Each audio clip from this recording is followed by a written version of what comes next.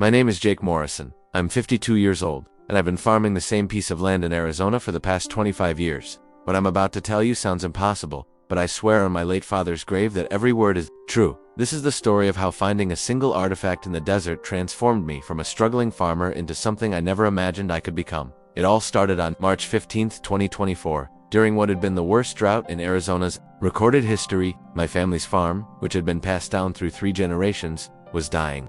The wells were running dry, the crops were withering, and the bank was threatening foreclosure. I was 3 months behind on mortgage payments, and my wife Sarah had started talking about selling the land and moving to Phoenix where her sister lived. "Jake, we can't keep pretending this is going to work," Sarah had said the night before, her voice heavy with resignation. "The farm is killing us financially. Maybe it's time to accept that farming isn't viable here anymore." "Sarah, this land has been in my family since 1952. My grandfather built this place with his bare hands after he came back from Korea. My father spent his entire life working this soil. I can't just give up." "Your grandfather and father didn't have to deal with climate change, Jake. The weather patterns have shifted. This isn't the same land they farmed." She was right, but I couldn't bring myself to admit it. The Morrison farm wasn't just my livelihood. It was my identity, my legacy, my connection to something bigger than myself. That morning, I decided to explore the eastern section of our property, an area we'd never farmed because it was too rocky and arid. I was looking for any sign of underground water, any geological feature that might indicate a hidden spring or aquifer. I had a metal detector with me, hoping to find old pipes or irrigation equipment that previous owners might have buried. The eastern section was essentially desert tread sand, scattered cacti, and rock formations that looked like they belonged in a Western movie. I'd been walking for about 2 hours, sweating under the relentless Arizona sun, when the metal detector started beeping frantically. I began digging in the spot where the signal was strongest. About 3 feet down, my shovel hit something hard. At first I thought it might be a rock or an old piece of farm equipment, but as I cleared away more sand, I realized I was looking at something extraordinary. It was a circular stone disc, about 18 inches in diameter and 3 inches thick. The surface was covered with intricate carvings that looked like they'd been made by skilled artisans. The symbols were unlike anything I'd ever seen: geometric patterns, spirals, and what appeared to be representations of animals and celestial bodies. The stone itself was unlike any rock native to Arizona. It was dark green with veins of gold running through it, and it felt warm to the touch despite having been buried in cool sand. When I lifted it, the disc was surprisingly light for its size, almost as if it were hollow. "What the hell is this?" I muttered to myself, turning the disc over in my hands. The backside was even more intriguing. There was a large spiral carved into the center, surrounded by symbols that looked almost like a star map, and around the edge, there were markings that could have been some form of ancient writing. I'd lived in Arizona my entire life, and I knew enough about local history to recognize that this could be a Native American artifact. The Hohokam people had lived in this region for over 1,000 years, and they were known for their sophisticated understanding of astronomy and irrigation, but this disc looked older than anything I'd ever seen in museums. I carefully wrapped the artifact in my shirt and carried it back to the farmhouse. Sarah was in the kitchen, going through bills and looking increasingly stressed. "Jake, the electric company called again. If we don't pay the bill by Friday, they're going to shut off our power." "Sarah, look at this," I said, unwrapping the disc. On our kitchen table, her expression changed from annoyance to amazement. "Jake, where did you find this?" "Buried in the eastern section. I was using the metal detector, and it was about 3 feet down." "This looks ancient, really ancient." "That's what I was thinking. Look at these carvings." Sarah examined the disc carefully, running her fingers over the intricate symbols. "Jake, this could be worth something. If it's a genuine Native American artifact, collectors pay serious money for pieces like this. We can't sell it, Sarah. If this belongs to a local tribe, it should be returned to them." "Jake, we're about to lose our farm. We need to think practically. Let me do some research. First, I want to understand what this is before we make any decisions." That evening, I spent hours on the internet, trying to identify the symbols and patterns on the disc. I found references to Hohokam astronomy, Hopi prophecies, and various theories about ancient civilizations in the Southwest, but nothing exactly matched what I was looking at. Around midnight, I decided to take the disc outside and examine it under the stars. Arizona has some of the clearest night skies in the country, and I thought the starlight might reveal details I'd missed indoors. I sat on my porch, holding the disc and looking up at the constellation-filled sky. That's when something extraordinary happened. As I aligned the disc with the North Star, the carvings began to glow. I'm not talking about a subtle luminescence that could be explained by reflected moonlight. The symbols were actually emitting a soft, golden light that pulsed in a rhythmic pattern. The spiral in the center began to rotate slowly, and the star map around the edge seemed to shift and change. "What the hell? I whispered, nearly dropping the disc. The glow intensified. and suddenly I could see things in the night sky that shouldn't have been visible to the naked eye. Distant galaxies, nebulae, star clusters that were millions of light years away. Of them appeared as clearly as if I were looking through the Hubble telescope. But that wasn't the most incredible part. As I stared at the glowing disk, information began flowing into my mind. Not words or images, but pure knowledge. I suddenly understood things about astronomy, about the movement of celestial bodies, about the relationship between Earth and the cosmos that I'd never learned in school. I saw the history of the land I was sitting on. I watched as ancient peoples built settlements, developed irrigation systems, and created a thriving civilization in what was now considered desert. I saw how they had understood the cycles of drought and abundance, how they had worked with the natural rhythms of the land rather than against them. And then I saw something that made my heart race. Underground water sources that still existed. Beneath my property, the disk was showing me a map of aquifers, springs, and underground rivers that modern geological surveys had missed. The vision lasted only a few minutes, but when it ended, I felt fundamentally changed. The disk had stopped glowing and looked like an ordinary stone artifact again, but the knowledge it had shared remained crystal clear in my mind. I knew exactly where to dig for water. The next morning, I woke up before dawn, more energized than I'd felt in years. Sarah was still sleeping, so I quietly gathered my tools and headed to the spot the disk had revealed to me. It was about half a mile from the house, in an area that looked completely barren. I started digging at sunrise. By noon, I was 12 feet down and beginning to doubt what I'd experienced the night before. Maybe it had been a dream, or maybe the stress of potentially losing the farm had caused some kind of hallucination. But at 12:30 p.m., my shovel hit something different. Not rock, not hardpan, but soft, wet earth.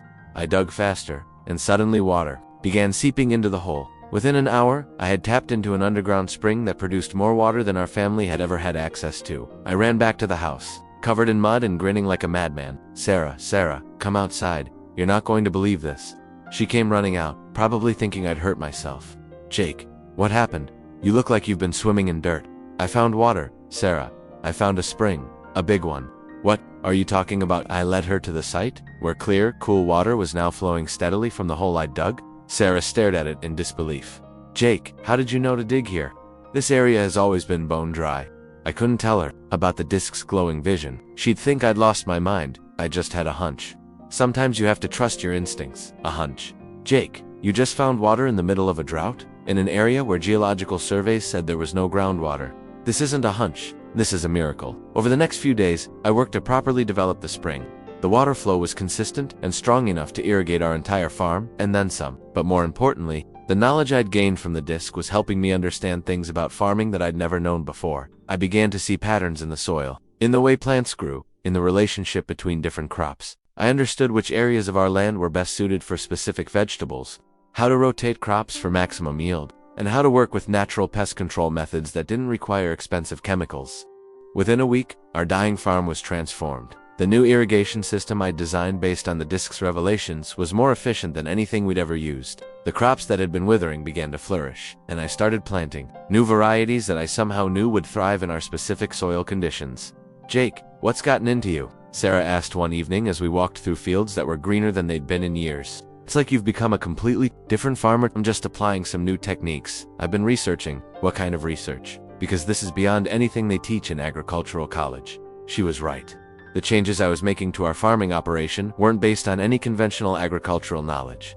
They were based on the ancient wisdom that the disk had somehow transferred to me. But I was about to discover that the disk's influence extended far beyond farming. That night, as I was checking on the new irrigation system, I noticed something strange. The water from the spring wasn't just nourishing our crops, it was having an almost magical effect on everything it touched. Plants were growing faster than should have been possible. Vegetables were larger and more flavorful than anything we'd ever produced. Even the soil itself seemed to be regenerating, becoming richer and more fertile with each passing day.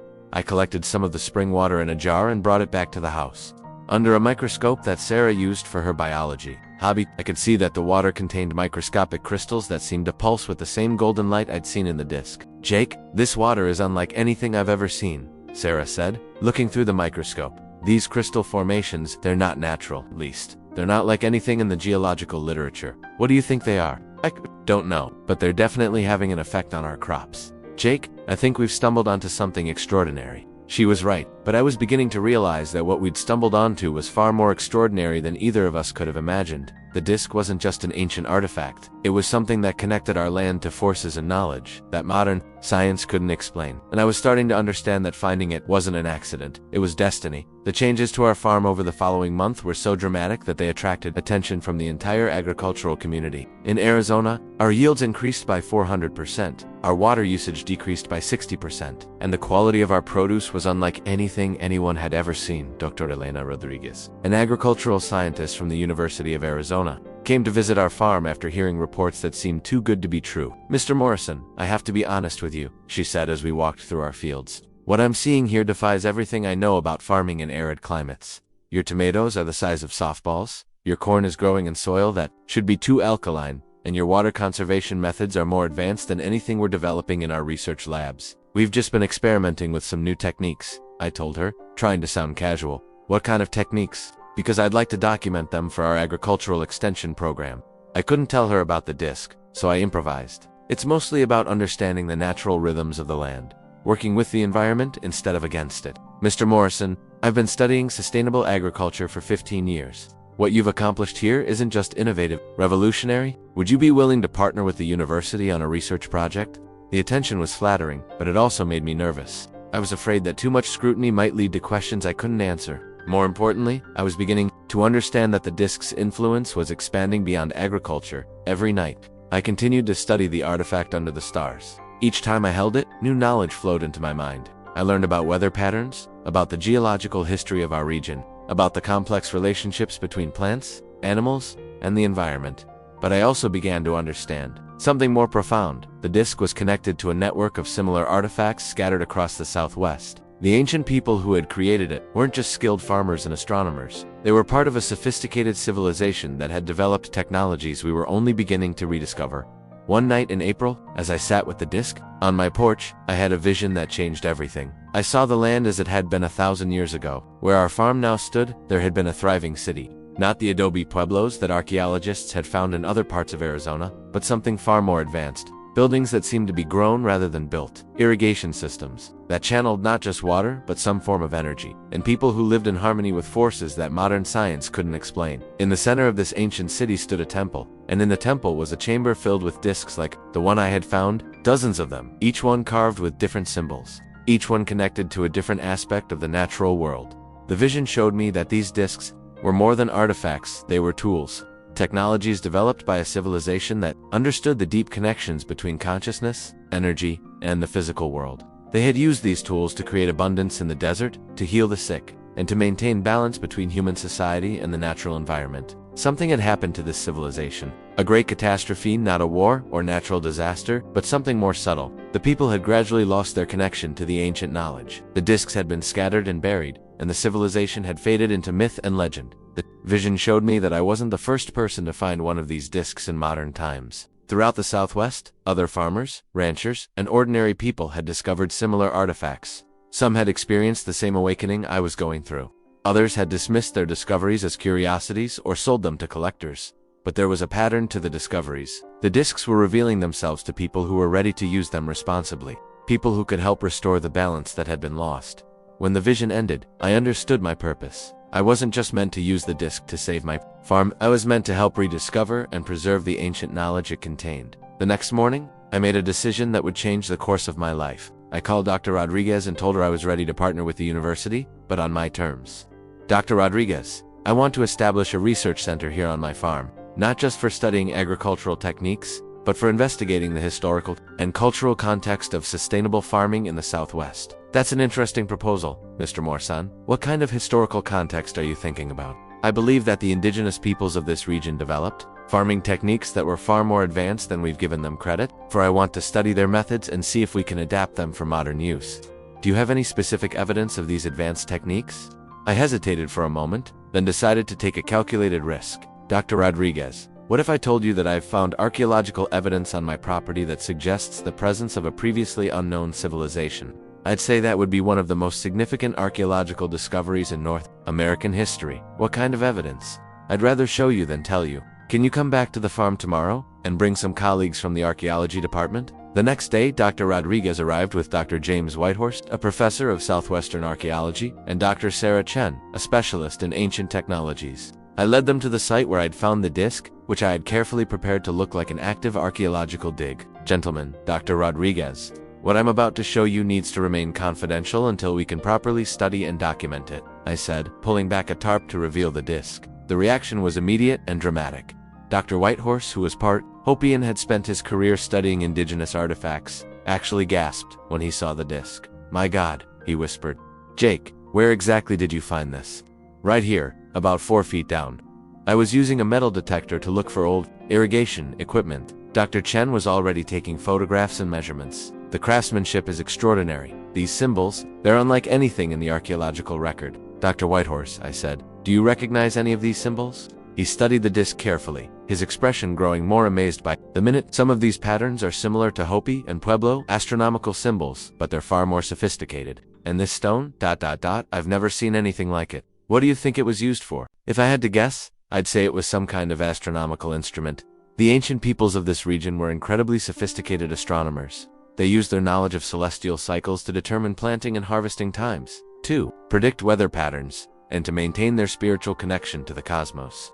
Dr. Rodriguez was examining the site where I'd found the disc. "Jake, have you done any other excavation in this area?" "A little. I found some pottery fragments and what might be the remains of an irrigation channel." This was true. After finding the disc, I had done some careful digging and had indeed found evidence of ancient habitation. The disc's knowledge had guided me to the right spots. "We need to do a comprehensive archaeological survey of this entire area," Dr. Chen said. "If there's one artifact this significant, there are probably others." "I'm willing to support that research," I said, "but I have some conditions." "What kind of conditions?" "First, any artifacts found on my property remain on my property. I want to establish a research center and museum here, not ship everything off to university collections." "That's reasonable," Dr. Whitehorse said. "Second, I want to be involved in the research. I'm not just a landowner, I'm a partner in this project." Also reasonable. "And third, I want to focus not just on documenting these artifacts, but on understanding how the ancient knowledge they represent can be applied to modern problems." Dr. Rodriguez looked intrigued. "What kind of modern problems?" "Climate change, sustainable agriculture, water conservation." The people who created this disc lived in this environment for over 1,000 years without depleting its resources. They understood things about working with natural systems that we've forgotten. "That's a fascinating approach," Dr. Chen said. Combining archaeological research with practical applications, over the following weeks, we established what we called the Morrison Institute for Ancient Technologies. The university provided funding and expertise, while I provided the land and what I privately called intuitive guidance from the disc. The archaeological survey revealed that my farm was built on the site of a significant ancient settlement. We found evidence of sophisticated irrigation systems, astronomical observation platforms, and what appeared to be workshops where artifacts like the disc had been created. But more importantly, we began to understand how the ancient knowledge could be applied to modern challenges.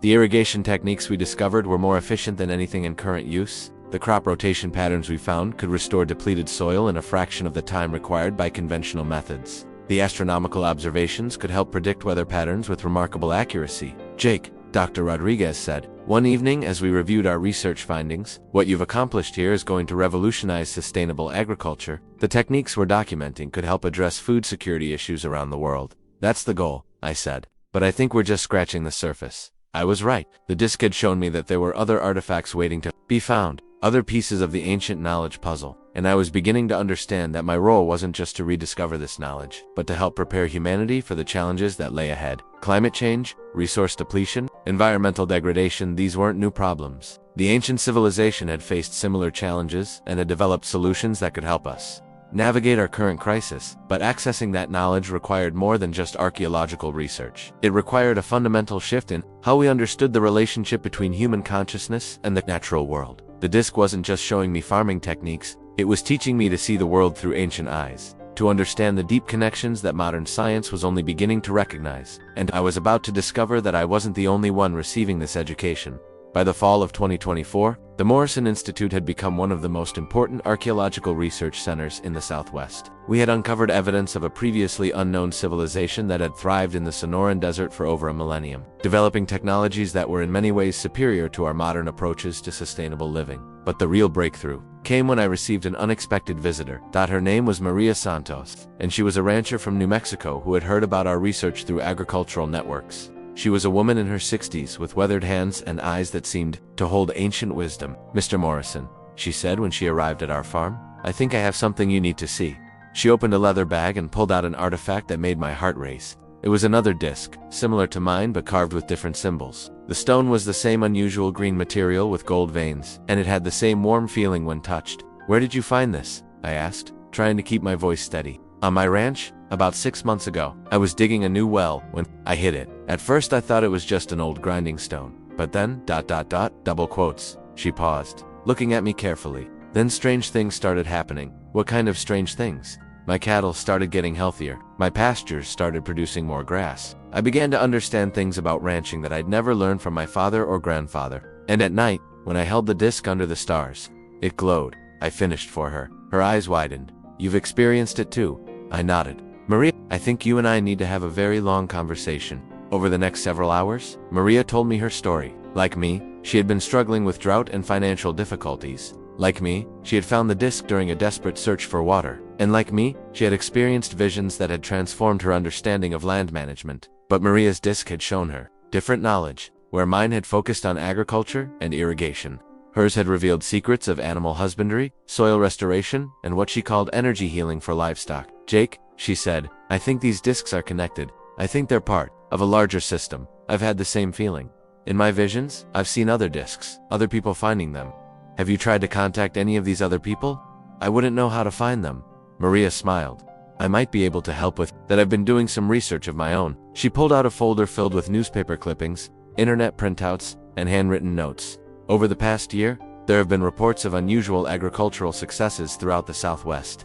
Farmers and ranchers who are struggling, suddenly becoming incredibly productive. Scientists can't explain it, but the pattern is consistent. She showed me articles about a cotton farmer in Texas who had tripled his yield while using half the water, a vineyard owner in California who was producing grapes with unprecedented flavor profiles, and a sheep rancher in Colorado whose animals had stopped getting sick. I think all of these people have found discs, Maria said, and I think it's time we brought them together. Over the following months, Maria and I began reaching out to the people mentioned in her research. It wasn't easy. Most of them were reluctant to talk about their experiences, afraid that people would think they were crazy or that government agencies would confiscate their discoveries. But gradually, we built a network of what we called disc keepers. There was Robert Chen, the vineyard owner from California whose disc had revealed secrets of soil chemistry and plant genetics. There was Thomas Begay, a Navajo rancher from Utah whose disc had shown him how to restore degraded rain.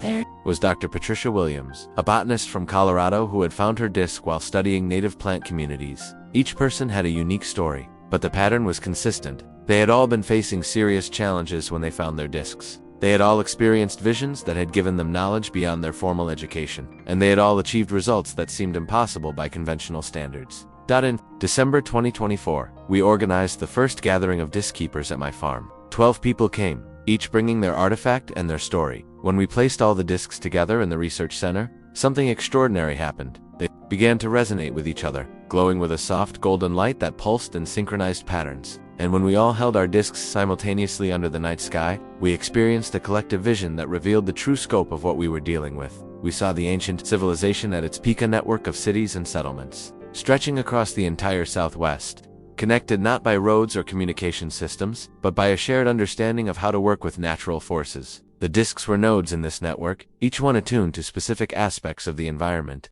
all of them working together to maintain balance and abundance. We saw how this civilization had faced a crisis similar to our own: climate change, resource depletion, social upheaval. But instead of being destroyed by these challenges, they had used them as catalysts for evolution, developing technologies and social systems that allowed them to thrive in harmony with their environment. The vision showed us that the discs weren't just tools for individual use. They were meant to be brought together, their knowledge integrated and shared. The ancient people had understood that the challenges facing humanity required collective wisdom, not individual solutions. We're not just farmers and ranchers, Dr. Williams said after the vision ended. We're guardians of ancient knowledge that could help save our civilization. But how do we share this knowledge without sounding like we've lost our minds? Asked Robert Chen. We demonstrate it, I said. We show people what's possible, and we let the results speak for themselves. Over the following year, we developed what we called the Ancient Technologies Network. Each disc keeper became a research center, documenting and sharing the knowledge they had received. We established protocols for testing and validating the techniques we were learning, and we began training other farmers and ranchers in the methods we had discovered. The results were remarkable. Everywhere the ancient techniques were applied, productivity increased while environmental impact decreased, soil health improved, water usage dropped, and crop yields soared. Animals became healthier, plants became more resilient, and entire ecosystems began to regenerate. But perhaps most importantly, the people who learned these techniques began to experience the same shift in consciousness that we had. They started to see the land not as a resource to be exploited, but as a living system to be partnered with. They began to understand their role, not as masters of nature, but as participants in a larger web of life. By the summer of 2025, our network had grown to include over 100 practitioners across the Southwest. Agricultural universities were studying our methods. Government agencies were funding research into our techniques. And environmental organizations were promoting our approach as a model for sustainable development. "Jake," Sarah said one evening, as we walked through our fields, which were now more productive and beautiful than they had ever been, "do you ever think about what would have happened if you hadn't found that disc? We would have lost the farm." I said we would have moved to Phoenix, and I would have spent the rest of my life wondering what I could have done differently. And now I understand that finding the disc wasn't an accident. It was part of a larger pattern, awakening that's happening all across the region. The ancient knowledge is returning because we need it now more than ever. Do you think there are more discs out there? I know there are. The visions have shown me dozens of them, maybe hundreds. They're waiting for the right people to find them, people who are ready to use the knowledge responsibly. And what happens when all the discs are found? I looked up at the star-filled Arizona sky, thinking about the visions I'd had of the ancient civilization at its peak. I think we're going to rediscover what it means to live in harmony with the earth. I think we're going to solve problems that seem possible right now. And I think we're going to become the kind of civilization that our descendants will be proud of. That night, as I held my disc under the stars one more time, I had a final vision. I saw the future, not the dystopian future that many people feared, but a future where humanity had learned to work with natural systems instead of against them. I saw cities that were integrated with their environments, agricultural systems that enhanced rather than depleted the land, and people who understood their connection to the larger web of life. It was a future that was still possible, but only if enough people were willing to embrace the ancient wisdom that the discs represented. As I write this story, 3 years after finding the disc, I can say with certainty that my life was never the same after that day in the desert. But more than that, I believe that the discovery of these artifacts represents a turning point for our entire civilization. The ancient people who created the discs understood something that we are only beginning to remember: that human consciousness and the natural world are not separate, but part of a single, interconnected system. They developed technologies that worked with this understanding, creating abundance without destruction, progress without pollution. Now, as we face the greatest environmental challenges in human history, their knowledge is returning to us. Not through academic research or scientific breakthroughs, but through direct transmission from consciousness to consciousness. From the ancient past to the urgent present, the disc I found in the desert wasn't just an artifact. It was a message from our ancestors, a reminder of what we once knew and could know again. It was a tool for transformation, not just of farming techniques or land management practices, but of our fundamental understanding of what it means to be human on this earth. And it was proof that sometimes, when we need it most, the wisdom of the past reaches across time to guide us toward a better future. The farmer who found a native artifact in the desert discovered more than just an ancient tool. He discovered a pathway to hope, a blueprint for survival, and a reminder that the solutions to our greatest challenges might be buried not in the future, but in the wisdom we left behind. The end.